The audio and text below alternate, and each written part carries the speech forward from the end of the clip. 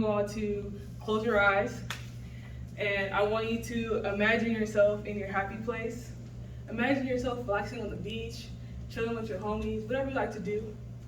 Imagine yourself as a child. Imagine coloring in a coloring book, and then all of a sudden, you hear, next slide. That is the sound and the siren to get your behind in the kitchen because mom is cooking and she's not playing no games. As I've transitioned into adulthood, I've learned from my peers that many of them don't know how to cook, and I've learned that I'm very fortunate to have a mother who is a chef. And without her and her life lessons in her kitchen, I would be in a lot of debt, so I love my mom. I'm very thankful for her. So my name is Carly, and I'm going to talk to you today about cooking and the benefits of it. Cooking helps you connect to different cultures.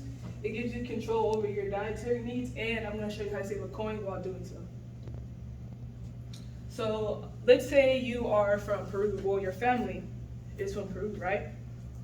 And you're a first generation American here. You want to know more about Peru, you want to know about the way things are, why it is the way it is, but you can't travel there, so the best thing would be to give yourself a gastronomic cultural experience. A gastronomic cultural experience is when you cook a meal, you learn about the process, you learn about the culture, and so on and so forth. So you can give yourself a partial gastronomic cultural experience by playing some music while you cook. You could set the scene for yourself, watch some movies, look up more things about native foods. So this right here is a meal called pollo al brazo. It's really good. I did not give myself a gastronomic cultural experience, but if I were to, I would ask myself, why do they have this green sauce with this meat, and why these spices with this rice, things like that. Actually, can you go back, please? I forgot to mention that culture and cooking also is a symbol of pride. According to TEDx, the people who run TED Talks, when you recreate traditional meals and foods from your culture, you're reclaiming things that were once taken away from you. As a Black person in America, I've learned from my family that we have had a lot of our recipes stolen, lost, and forgotten, but we reclaim our traditions through soul food and the flavors that come with it. Next slide, please. So we all come from different backgrounds, and home cooking allows us to meet our individual needs.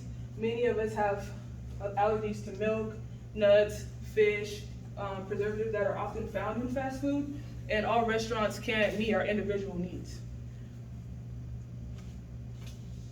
Cooking at home also prevents the risk of anaphylactic shock. Alva, a 15-year-old from McDonald's study, says, imagine if I eat something, just imagine it could happen at any time. And that's scary to think about because many of us in neighborhoods like this live off of McDonald's because there's not a lot of food resources. So when you cook at home, it puts you in control and it avoids the further health risks that come with anaphylactic shock, and no one has the time or the money for that. So just cook at home, bro. Oh.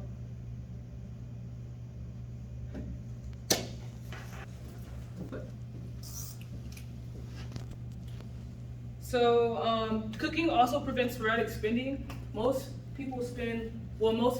families save at least $50 or more weekly, according to Cambridge University. Money Under 30 also breaks down how, Money Under 30 is a website that teaches you how to save money. So Money Under 30 also breaks down how fast food is convenient, right? We all like quick tacos, quick burgers, but that temporary satisfaction actually puts a hole in our pockets in the long run. So if you're eating like $12 per meal every day, that adds up quick. Next slide, please. So let's say you have a family of 4 with a $10 budget. McDonald's isn't gonna cut it because a 10-piece is like $8 now. And Little Caesars Pizza, I can eat a whole pizza, you can eat a whole pizza, I'm sure you can eat a whole pizza, we all can eat a whole pizza. And we're trying to feed 4 people, it's not gonna cut it. So I'm gonna show you how to make a quick meal with $10. If you go to the next slide, please. So at the grocery store, you can buy yourself a pack of beans, rice, or lentils for less than $2. You can buy frozen veggies or fresh veggies individually for $1 or less. And you can buy meat with the remainder. So this is a soup I made while I was sick, and I couldn't go to the store. I just went to the bodega real quick. And so I bought some rice for $2, some mixed veggies for $1 each, chicken, and I still had 2 pennies to spare. So let's pretend this water was already boiling, right? And you're gonna drop these onions in the pot.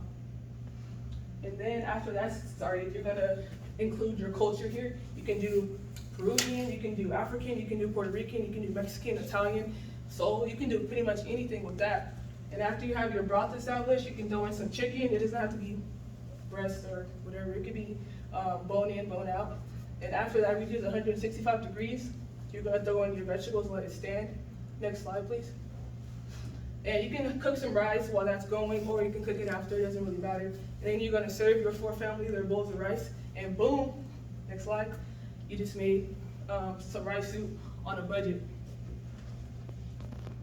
Preparing food is important for survival, and it can be done simply on a budget. Once again, my name is Carly, and thank you for allowing me to inform you all how cooking at home gives us control over our dietary needs, connects us to our culture, and how to save a coin while doing so. Thank you.